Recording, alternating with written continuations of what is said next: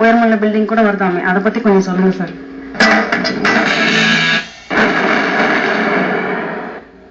Well, ஆக்சுவலா இந்த 1 kilometre building பத்தி நம்ம முன்னாடியே பேசிட்டோம். அது கட்டிட்டு இருக்காங்க, சீக்கிரம் முடியும் அப்படிங்கிறாங்க. அதுக்குள்ள இந்த 2 கிலோமீட்டர் பில்டிங்கான அவசியம் என்ன அப்படிங்கறத பார்ப்போம். சைனால இதுக்கான ஒரு ப்ரொபோசல், ஒரு ப்ராஜெக்ட் ரிப்போர்ட் மாதிரி தான் வந்திருக்கே தவிர கட்ட ஆரம்பிக்கல. அதுக்கான அப்ரூவல், பெர்மிஷன் அந்த லெவலுக்கு இன்னும் போல. பேப்பர்ல எல்லாமே இருக்கு. 2 கிலோமீட்டர் பில்டிங் அப்படிங்கும் போது அதோடைய உயரம் 2 கிலோமீட்டர், அதோடைய கீழே பேஸ் பாத்தீங்கன்னாக்கா அதோடைய அகலம் மட்டும் 1 கிலோமீட்டருக்கு வருமா. ஒரு ஏரிக்கு நடுவுல அதை அமைச்சிருக்காங்க. அதனால ஏரியை சுத்தி அந்த தண்ணியுடைய குளிர்ச்சி பில்டிங்க்கு வரணுங்கிறது ஒரு பக்கம். இதுல 500 மாடிகள் இருக்கும். ரெசிடென்ஸை பொறுத்த வரைக்கும் குறைந்தபட்சம் 10,000 சதுர அடி இருக்குமாறு பார்த்துக்கிறதுக்கு அரேஞ்ச் பண்ணிருக்காங்க. இதுல மொத்தம் 10 லட்சம் பேர் வசிக்கலாம். ஒரு சிறு நகரம் இல்ல, ஒரு பெருநகரமே ஒரு பில்டிங்ல அமைய போகுது. ஒரு தலைகீழ கவுத்து வச்ச ஒரு மணி மாதிரியான ஷேப்ல இது வரதுனால எந்த விதமான எர்த்குவேக்கோ அல்லது வேற எந்த ப்ராப்ளம் வந்தாலும் இதுக்கு ஆபத்து நேராத மாதிரி பண்றது இதோடைய சிறப்பு அம்சம். தவிர ஈக்கலாஜிக்கல் அக்கறையை மைண்ட்ல வச்சுக்கிட்டு எந்த விதமான பொல்யூஷனும் பில்டிங்கையோ பக்கத்துல இருக்கிறவங்களையோ உள்ள இருக்கிறவங்களையோ அஃபெக்ட் பண்ணக்கூடாதுங்கிறதுக்காக அந்த லேக்கை சுத்தி பில்டிங்குள்ள எல்லா இடத்துலயும் நிறைய கார்டன்ஸ் அண்ட் பல இடங்கள்ல பல மாடிகள்ல நல்ல மண், உரம், தென் சிந்தட்டிக் மண். அந்த சிந்தட்டிக் மண் என்ன கொஞ்சம் கேட்டு வச்சுக்கணும். இதெல்லாம் போட்டு பில்டிங்க்கு ஸ்ட்ராங்கா இருக்கிற மாதிரி அதே நேரத்துல சுற்றுப்புறம் சுத்தமா இருக்கிறதுக்கு அரேஞ்ச்மெண்ட்லாம் பண்றாங்க. எதுக்காக இவ்வளவு பண்ணணும்?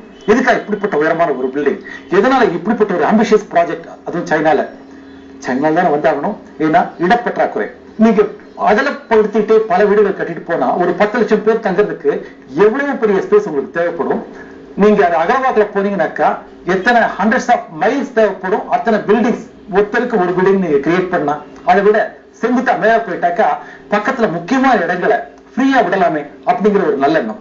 அப்ப எப்படி இந்த ப்ராஜெக்டை சக்சஸ்ஃபுல்லா கொண்டு வர முடியும்? இதுல இன்னும் விசேஷம் இருக்கு. அப்படி பாத்தீங்கன்னாக்கா மேல வீசும் காற்றையே சாதகமா மாத்தி டர்பன்ஸ் விண்ட் உடைய பவரை யூஸ் பண்ணி எலக்ட்ரிசிட்டி எப்படி ஜெனரேட் பண்றது. குறிப்பா அந்த பில்டிங்ல வசிக்கிறவங்க யாருமே நார்மல் கார், பைக் எல்லாம் யூஸ் பண்ணக்கூடாது. Electric car, electric bike, bicycle மட்டும் தான் யூஸ் பண்ணுமா. இதுக்குள்ள 500 மாடி இருந்தாலும் ஒவ்வொரு மாடியும் நல்ல உயரமான மாடிகள். 144 லிப்டுகள் இருக்கு. ஒவ்வொரு லிப்டும் நல்ல வேகத்தில் போகக்கூடியது. குறிப்பா ரொம்ப ஃபாஸ்ட் பார்க்க போனா ஒரு செகண்டுக்கு 20 அடி உயரத்துக்கு வேகமா போகக்கூடியது. கீழே உச்சி போய் சேர்றதுக்கு ஏறக்குறைய 10 நிமிஷம் ஆகும். அவ்வளவு வேகமா போனா கூட அந்த மாதிரியான வேகமான லிப்ட். ஆனா வேகத்துல பயப்படுறவங்களா இருந்தா அவங்களுக்கு சாதாரண லிப்ட் இருக்கு. At any point of time 30 இடத்துல எங்கேயா ஸ்டாப் ஆயிருக்கும் லிப்ட் ஓடாமையே.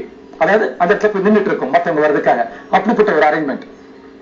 அங்க இருக்கிற கண்ணாடிகள் அப்படி பாத்தீங்கன்னாக்கா செல்ஃப் அட்ஜஸ்டிங் கண்ணாடிகளாம். அதாவது சூரிய வெளிச்சம் படும்போது கூலாகி மற்ற நேரத்துல கொஞ்சம் டிரான்ஸ்பரண்ட் ஆகி அதே நேரத்துல சூரிய வெளிச்சத்தை வெளியில பிரதிபலிச்சு உள்பக்கம் அந்த சூடு அஃபெக்ட் பண்ணாத மாதிரி இத்தனை விஷயங்கள் அவங்க பண்ணிருக்காங்க.